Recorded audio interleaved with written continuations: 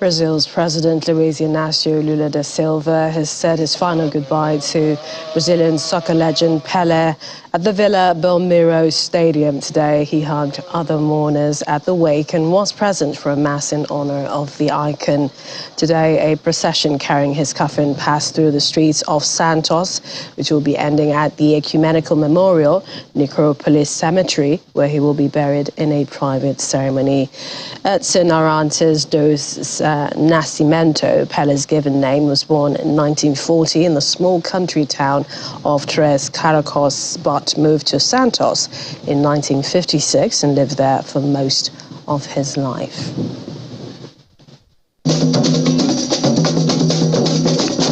And the sound of goodbye.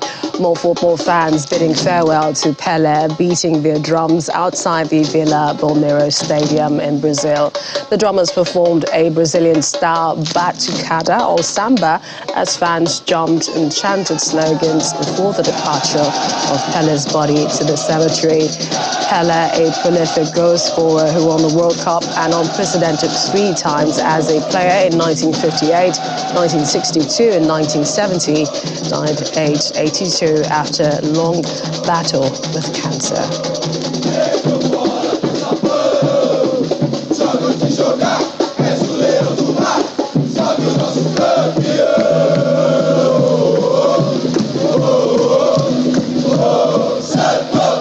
China's officials must share more real-time information on COVID in the country as infections surge, this according to the World Health Organization.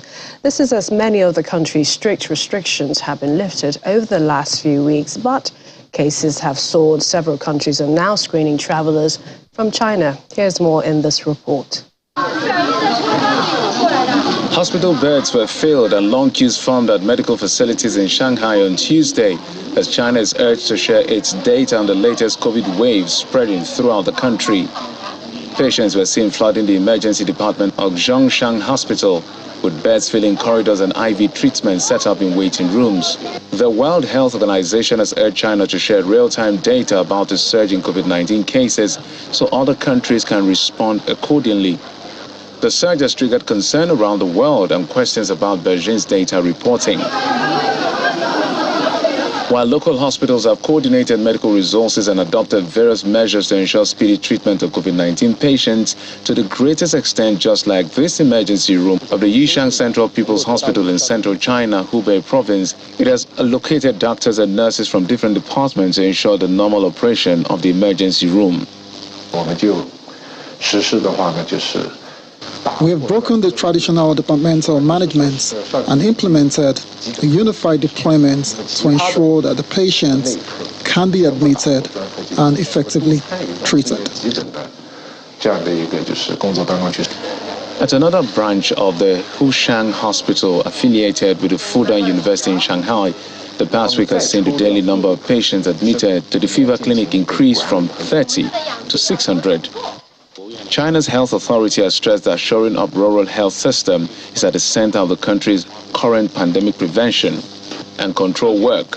Mei Feng, spokesperson of the National Health Commission, told reporters at a press conference in Beijing that containing the spread of COVID-19 in rural areas should be prioritized as China shifted its focus of coronavirus response measures from infection control to health protection and serious case prevention.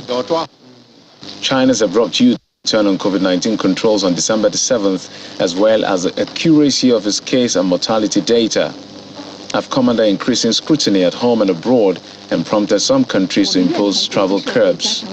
Today, China's foreign ministry said some countries' COVID-19 entry restrictions targeting China, in our words, lacks scientific basis and are simply unreasonable. We are firmly opposed to attempts to manipulate the epidemic prevention and control measures for political purposes and will take corresponding measures in different situations according to the principle of reciprocity. While the United States, France and others say they will require COVID-19 tests on travelers from China, and Belgium plans to test wastewater from planes for new COVID variants, the European Union health officials are meeting on Wednesday, January the 4th, on a coordinated response. still to come on The World Today. Bolivian police targeted with fireworks as protests enter sixth day. We'll have that and more when we return. Welcome back. A rail strike by 40,000 RMT union members has caused 4 in 5 trains to be cancelled today as many people return to work after the Christmas break. The 48-hour strike is the first of 2 planned this week by the RMT in England, Scotland and Wales. Members of the drivers' union, ASLEF, will walk out on Thursday.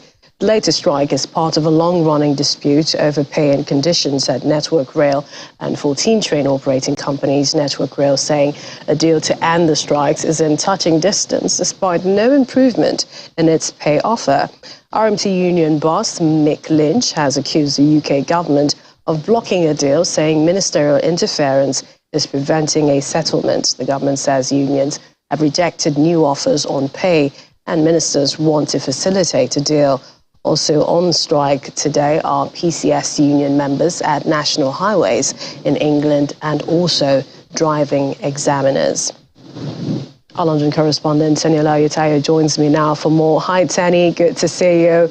It's a new year and strikes are continuing. Who and what sectors are on strike as we speak? Hi, Millicent. Yes, new year and more strikes. Well, today and pretty much for the rest of the week, rail, maritime and transport union members are on strike. Also walking out today, like you mentioned, are motorway patrol and control room staff and also driving examiners. The strikes are expected to go on for much of the month, really, across all sectors, with teachers, nurses and ambulance workers also scheduled to join in at some point this month. How are people getting by? What impact is being felt across the country as, the strikes continue? Well, it's interesting, really. Transportation has really been significantly affected. But I think after about 8 months of striking, I think people are not surprised anymore. Most people actually support the move by the unions and have found a way to work around them. Like most people are working from home when there are rail strikes or get in the bus.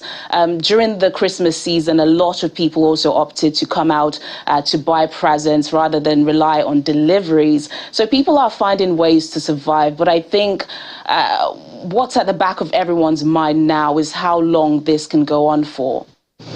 Indeed, the big question, is it the union heads that have the answers, or the company managers, or the government? Well, so the unions are in dispute with the government and rail companies about pay and job cuts. The main issue is union leaders saying any pay offer should reflect the rising costs of living crisis. But the government is insisting that this is unreasonable at this time and have said that any inflation matching pay increases for all public sector workers would worsen debt and also fuel inflation. Just before the Christmas break, the government did say that the rail and transport union had rejected new offers on pay. And speaking today, the Transport Secretary, Mark Harper, urged the RMT union to stop the strikes and to come to the negotiating table next week to resolve the dispute. So possibly next week, but if there's no agreement, no sign of resolution, then it will continue and perhaps more people will join in, right? Yeah, if there is no agreement, the strikes planned for this month will go ahead as planned, and that will see rail workers, of course, nurses, ambulance workers, teachers, bus and delivery drivers, and even airport border staff workers back on strike like we saw in December. Junior doctors and firefighters are also holding ballots on potential strike actions this month, so we could possibly see them joining in at some point this year. So it's definitely, for now, going to be a year of more strikes. Correspondent Tanya Lauyatayo. Tenny, thanks. I hope you don't have to walk all the way home today. It's quite difficult, actually. Thanks again. All the best. Well, Well, economic institutions and experts are warning of a looming global economic recession in 2023 as major growth drivers are facing a stagnation due to weakened economic activities caused by the coronavirus pandemic and conflict. International Monetary Fund IMF Managing Director Kristalina Georgieva said that 1/3 of the world economy is expected to be in recession and that 2023 will be tougher than the past year. The global economy is expected to struggle this year as several major economies are likely to see lower interest rates of growth when compared to pre-pandemic levels.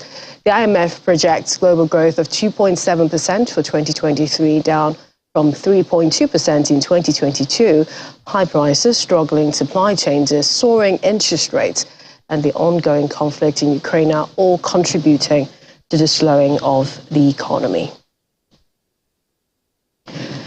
And to other stories now. Protesters set off fireworks at police last night in the Bolivian city of Santa Cruz during the 6th day of protests following the arrest of local governor Luis Camacho. Protesters in Bolivia's farming region of Santa Cruz also blocked highways out of the province, threatening to snarl the domestic transport of grains and food. The region, a stronghold of the conservative opposition to socialist president Luis Arce, has seen thousands of people take to the streets and clashes with weaponized fireworks and cars burned. On Monday, hundreds of protesters marched to the city police headquarters in support of Camacho, demanding his release. On the nearby streets were burnt-out vehicles, smoldering fires and blockades from overnight clashes. Or staying with politics, this time in Senegal, where a court there has sentenced 2 lawmakers to 6 months in jail for assaulting a pregnant colleague during a parliamentary session. In a chaotic televised scene, Amin Diaye Ngibi of the ruling Benenko Bok Yaka was slapped in the face by opposition parliamentarian Massata Sam at the start of December. She responded by throwing a chair at him. She was then pushed to the ground by other lawmakers and kicked in the abdomen by another. Sam and Gang, both of the opposition POU party, have been ordered to pay a total of about $8,200 in compensation. The brawl worsened political tensions in Senegal that have risen since the ruling party lost its comfortable majority in a July legislative election. And the business circle of the Philippines have high expectations following the visit of President Ferdinand Marcos Jr. to China, and they hope it will attract more investment to the Southeast Asian country. At the invitation of Chinese President Xi Jinping, the Philippine president is scheduled to pay a state visit from today to the 5th of January 2023. It is the first foreign trip of President Marcos for the year, and it is his first bilateral visit to a non-Asian country since assuming the presidency last June. Looking forward at infrastructure, looking forward at agriculture, we're looking forward at a lot of other things with regards to what China can also do for us, and the investment of Chinese entrepreneurs in the Philippines. It's like the seasonal typhoon, it comes and goes. After 10 years of it, I think the population, I myself, is very used to it. The politicians use those opportunities to project themselves, grandstand, but I don't think there's any serious effect on the relationship, nor the prospect of the continuing cooperation.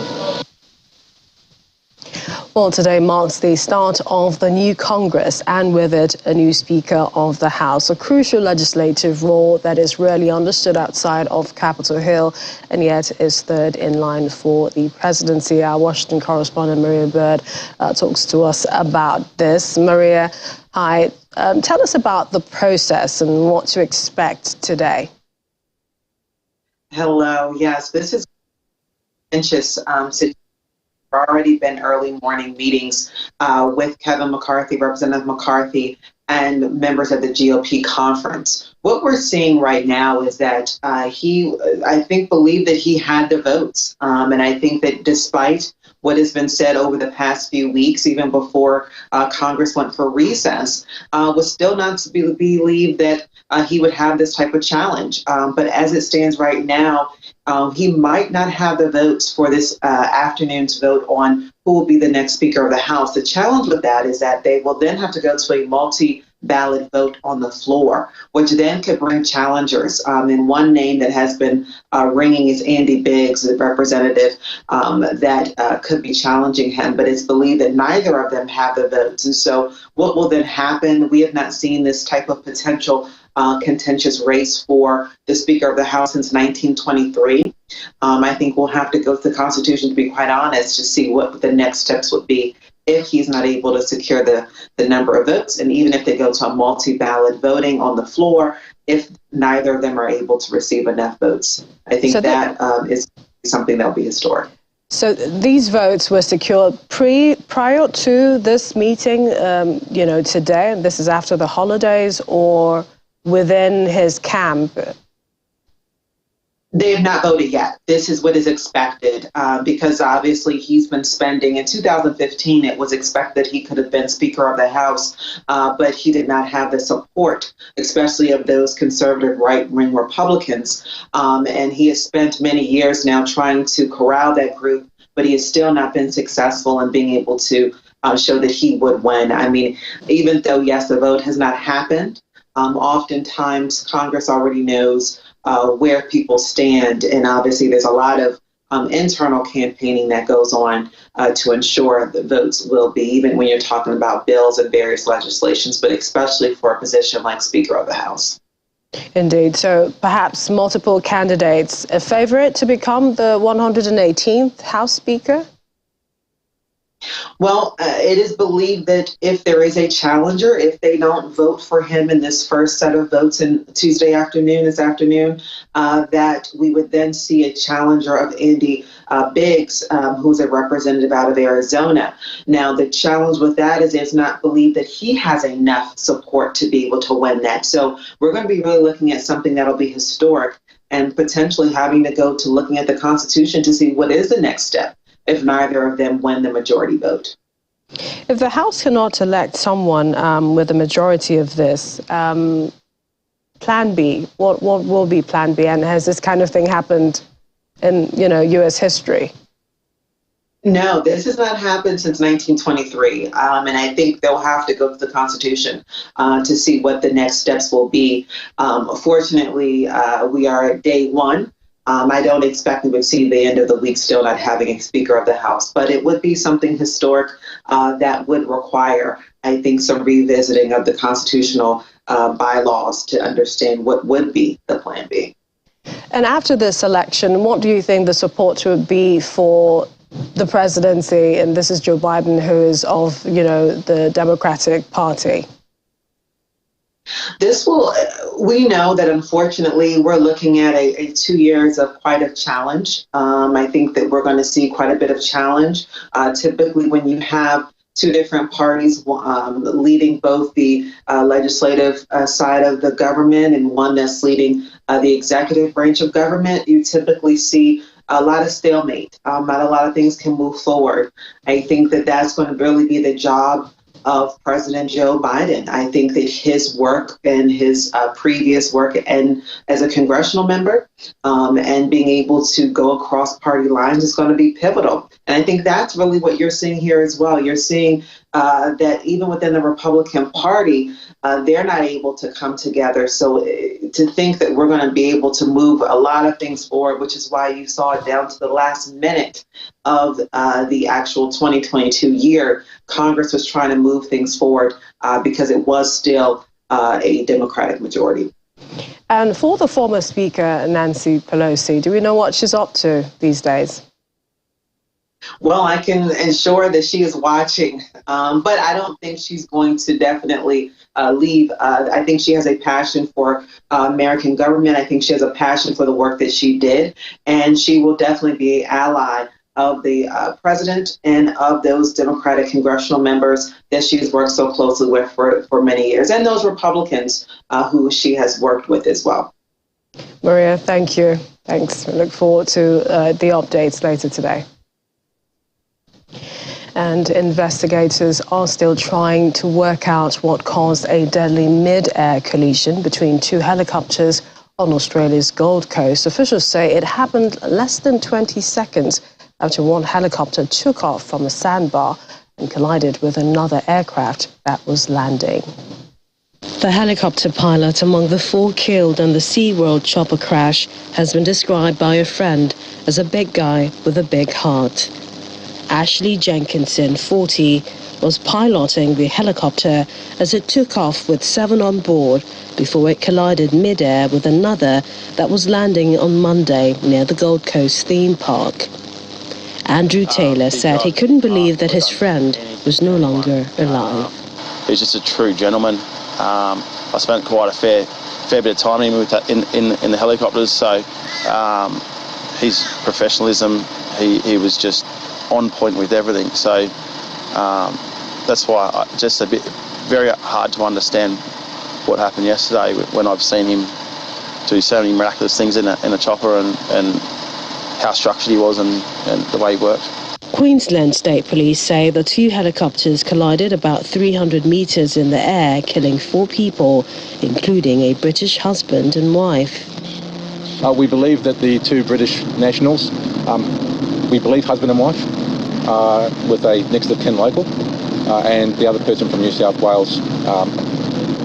There was other family members on board, as we understand it. The second helicopter, carrying 6 people, landed on a nearby sandbank, with 5 people suffering minor injuries. There's a lot that go into it, the loading, the fuel, so they're the sorts of things that do take my investigators quite some time to piece together. And then we go through that painstaking process of determining what potentially had a contributing factor and what potentially didn't. So that's something that we won't know for quite some time yet. The Australian Transport Safety Bureau Chief Commissioner says the investigation might take some time. The 3 survivors from the crashed helicopter, including 2 boys ages 9 and 10 and a 33-year-old woman, were taken to hospital with serious injuries. The 10-year-old is in critical condition. A 33-year-old and 9-year-old seriously hurt. The Australian Transport Bureau, which has launched an investigation into the crash alongside local police, says expects a preliminary report within 8 weeks. Still to come on the program.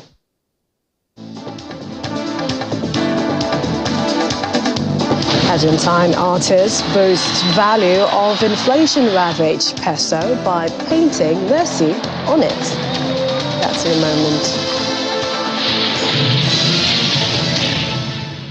Welcome back. Miami-based lawyer Julie Rebi had been hoping to visit New Zealand on holiday, taking the vacation dream off her bucket list. But COVID struck, and as Australia begins to loosen rules on travel, it appears she can still further her dream, and just in time for her 15th wedding anniversary. But while they flew to Auckland on board the Viking Orient for a 15-day cruise, they were given bad news on arrival at Wellington. The captain announced that a marine growth had been found on the ship's hull. This was during inspection, and that they would not be permitted to stop in any ports of New Zealand's South Island. A statement by Australian Fisheries Management Authority said the ship was required to remove the biofoul and prevent potentially harmful marine organisms being transported by the vessel. Julie says has been stuck at sea longer than expected now, and even though she is disappointed, she hasn't disembarked, and says she's trying to make the most of an unexpected situation. And then he would relay it to us. However, it has been enormously disappointing. It was very hard to pull into Melbourne last night, see the beautiful city, and not be able to get off and explore it, much less not be able to see the South Island of New Zealand or Tasmania. People, I think, on the ship have kept their cool and have maintained a sense of humor. I think everybody is very tired of it. The ship is beautiful, but there's only so much space to explore. And so, yeah, I guess claustrophobia in some ways. I mean, I've been outside. I walked 2 miles on the deck today. I did that yesterday. And very grateful they have a wonderful gym here because that has helped a lot. But yes, I think we've all gotten very tired, and I do feel badly for the crew because they've been working nonstop. Cruising, you know, I just never dreamed this would happen. Thank goodness. I mean, we've had some rough seas. This ship rides really well. I will say that. I mean, very, very comfortable. The cabins are wonderful. Yes, I will absolutely go on a cruise again. I'm not afraid to. I love cruising. We haven't had that type of a disaster. I mean, what we've had here is really, I don't know whether it was something that should have been fixed before the cruise. I don't know how long this bacteria or whatever it was was on the ship's hull has been there, and whether that could have been addressed before our cruise. Making the best of the situation. Well, in his final year in office, President Muhammadu Buhari performed a number of obligations outside the country. Nigeria was present at most international events and joined voices with bodies like the Economic Community of West African States, ECOWAS, on decisions regarding political stability. But Nigeria was jolted into events on the global stage through the start of the war in Ukraine. Here's a review of Nigeria's foreign affairs in the year 2022. The year 2022 was one of personal and shuttle diplomacy by President Muhammadu Buhari and members of his administration. Entering the new year, 2022, no one predicted a war in Eastern Europe would create a security situation for African students, many of whom were taking advantage of cheaper education in Ukraine. Because the last explosion that happened took place close to my house. Funny enough, I was just in my kitchen trying to prepare something. I saw how my house shook. Like, I ran away from the kitchen, and it's been very traumatizing. As the war progressed, calls for the evacuation of Nigerian students grew louder, and by the beginning of March, following negotiations between foreign ministers of Ukraine and Nigeria, and through the help of a number of non-governmental organizations, evacuations began for the Nigerian students. While scores of them returned straight to the country, a number of them sought to continue their education in neighboring European countries, such as Poland, Romania, Bulgaria, and even England. And as West Africa's political crisis worsened with another coup in Mali, a coup in Burkina Faso, in Guinea, and an attempted coup in Guinea-Bissau, President Buhari jetted off to Accra, Ghana for an ECOWAS emergency meeting aimed at helping to restore democratic rule in the countries. ECOWAS decided to isolate Mali economically, calling on member states to boycott relations with them as well. Former Nigerian President Goodluck Jonathan, in his role as ECOWAS Special Envoy, spent most of 2022 on this subject with limited success. In the month of June, the president was in Portugal for talks with his Portuguese counterpart, Marcelo Rebelo de Sousa, and participated in the United Nations Ocean Conference. Both countries also signed as many as 10 agreements and memoranda of understanding in air travel, political consultations, diplomatic training, and others.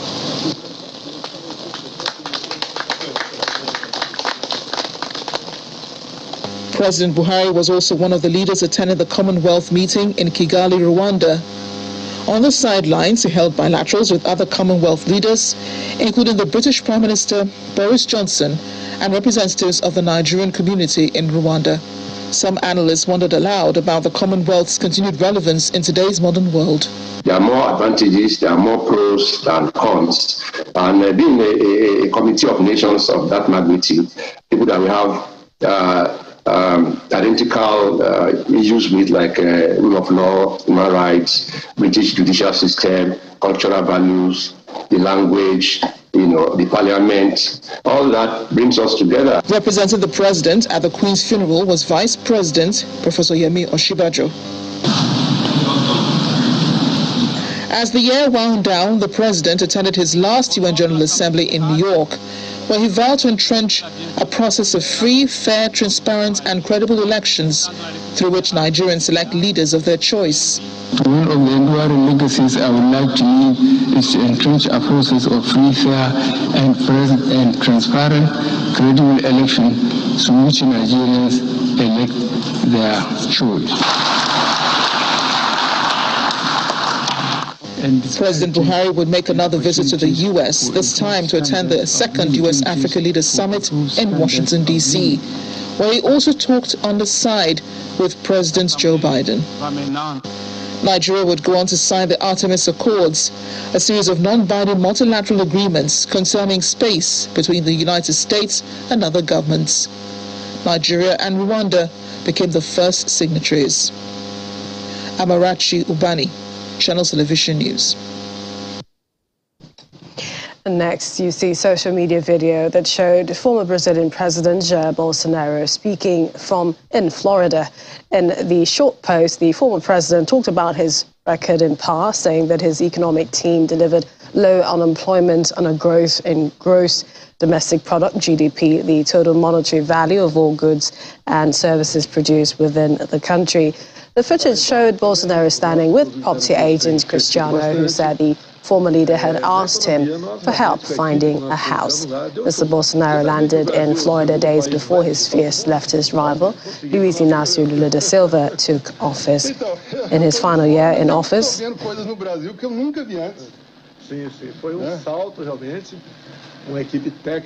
well, inflation may be ravaging the Argentinian economy right now, but artist Sergio Diaz has indeed found a way around it. And it's all thanks to a painting of soccer star Lionel Messi with the peso. While working at his Stolter workshop, he said his works of art on the peso often fetch higher value than that of the original banknote. Diaz has also immortalized other popular figures such as US TV host Bob Ross and even Greta Thunberg. He's also using his art as his voice on Argentina's embattled economy.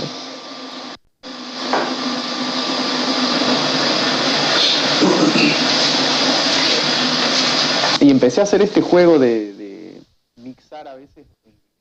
And that's our show this evening. Thank you for watching. I'm Millicent Walker.